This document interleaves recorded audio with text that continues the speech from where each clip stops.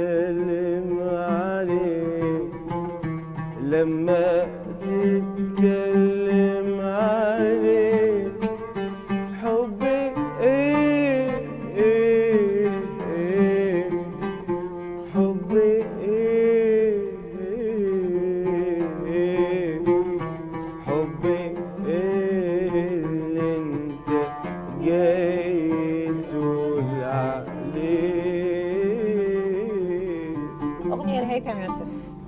صوتك يشبه هيثم يوسف. العصفوره قالت.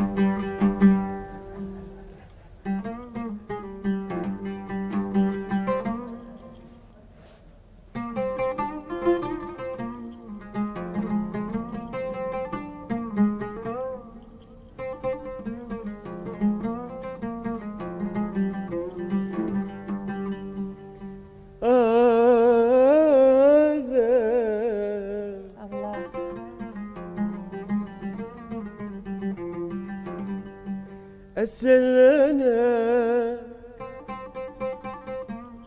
يا ليل ودتنا دنيانا.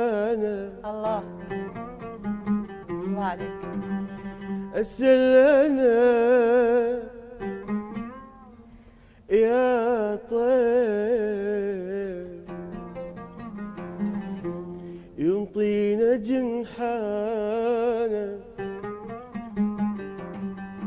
السلنا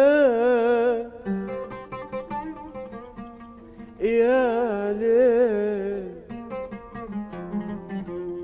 ودتنا دنيا